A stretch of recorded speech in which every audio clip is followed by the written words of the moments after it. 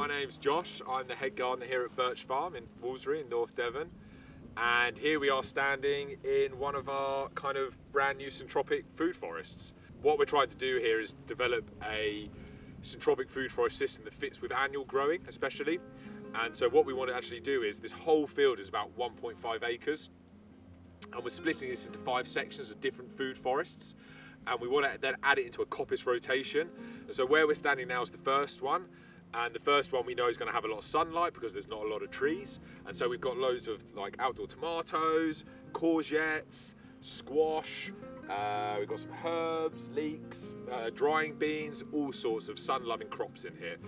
And then as these tree canopies begin to develop, like here, and shade begins to form, then we'll swap over to more protected crops like lettuce.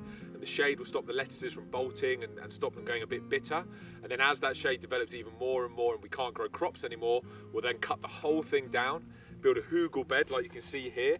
So all the logs and wood from the cut down trees will be buried under the ground. And then we'll restart the whole thing again. So brand new trees, brand new herbs, back to sun-loving crops like beans and tomatoes. And then that will be the rotation around the field every so often. And what's exciting about that is that we basically have a forest system in our produce field that's building fertility for us. So that fertility means we don't have to buy any compost in, we don't have to add any fertilizers or anything like that, because all the logs we're burying and the trees themselves are building all the fertility for us. And because it's a coppice rotation, we can let it get as big as we want, and then once we're ready we can cut the whole thing down and start again. A big component of the farm, because what we're trying to do here is create a form of natural farming inspired by Japan, and a big part of that is diversity. Like us, a community is where we're far more suited, so we like diversity as a species, and so do plants and ecosystems. And so a big thing about the farm is polyculture. And polyculture is a way of us growing multiple different plant families in one space to create diversity, which then creates far better habitat for things like predators and helps with fertility problems or anything like that.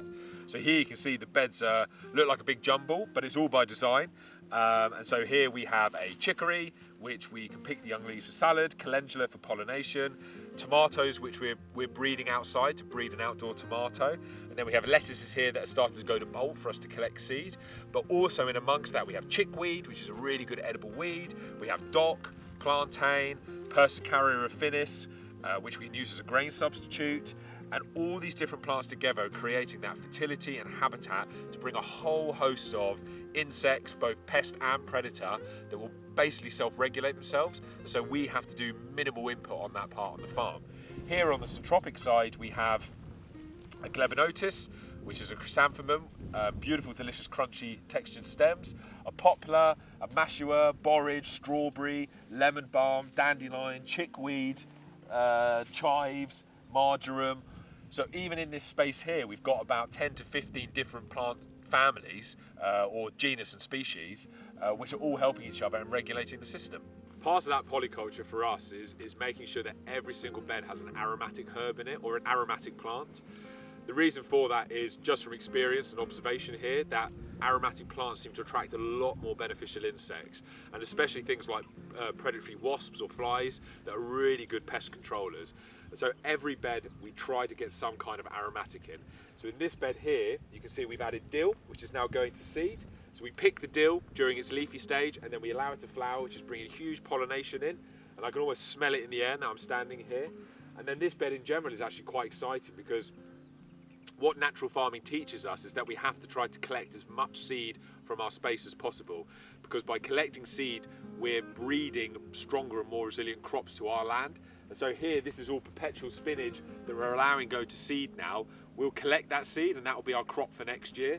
And then allowing the dill to go to seed with that just works in partnership with that. So when I first started the farm, I was a big believer in cover crops. I had just studied in America looking at regenerative agriculture, where cover crops are almost used as much as we use compost here. But realising the use of the cover crops, especially where they were coming from, like Scotland, Slovenia, halfway around the world almost, it kind of made me challenge my ideas of cover crops. And natural farming especially is about building fertility from what you have on the land. And the best thing that we can use for that is weeds. And so now what we've done is develop a system here where we actually grow our weeds and crops together as one. And those weeds can be edible as well, so we can forage those weeds like dandelion and stinger nettle. So they still have a really important edible element on the farm. But what we're finding is that year on year, by us manicuring the crops to a point that the weeds don't get ahead, we're just building fertility massively. We've never had a fertility problem. We don't use compost, we don't use fertilizer, we don't use anything like that. And I think what it is down to is the fact that the polyculture and the weeds creating such a diverse root system in the ground, and then a lot of them being perennial as well, we're just building fertility. And then what the weeds can also be is free mulch for the ground. So when we think the weed is getting a little bit too much, or we feel that the ground is drying up, all we have to do is sickle the weeds down, drop them on the ground, use them as mulch, and they'll retain all the moisture and again help build fertility on the ground. So this is a really good example of one of our new syntropic grows. So syntropic agriculture is the use of trees like any agroforestry, but we're planting them in a really dense format. And that density, like here, like the willow right next to the apple, which also has a poplar right next to it, that diversity and competition will allow the apple to grow even bigger because it's trying to outcompete the two crops. And then what we do is we come through as growers and we prune the willow and poplar to make sure it doesn't become too dominant. Now there's an idea that that pruning will cause the willow to send a reaction down into the ground. It's been pruned by an animal, it needs to put growth on to survive.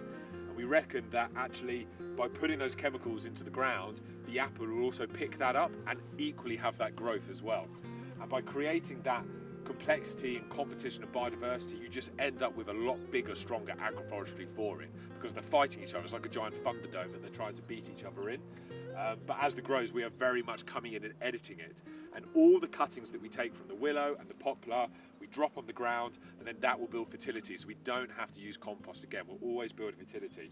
And then below that, there's a mass kind of polyculture and diversity like you find in nature, like you find in the wild. We have perpetual spinach, sweet Sicily, we have a grapevine climbing up the poplar. Once the poplar gets nice and high, the grapevine will go right to the top and we'll be harvesting grapes off it. We have nasturtium, oregano, that's the aromatic herb again in the system. Comfrey as a biomass.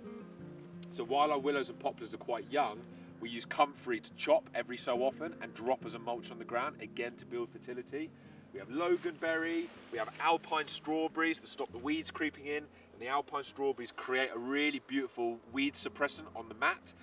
So even though we want a certain amount of weeds, we don't want things like grass taking over, so the strawberries are really good at stopping that. So as you can see, it's a really complex, diverse system that is also part of a business, and we factor that in. So even though it looks quite complicated and mixed, it's really good at generating those crops that we need to sell to kitchens or shops or restaurants so that we can generate an income as well. So we are part of a collective. We're called the Collective at Wolseley, which is the company that the farm is part of.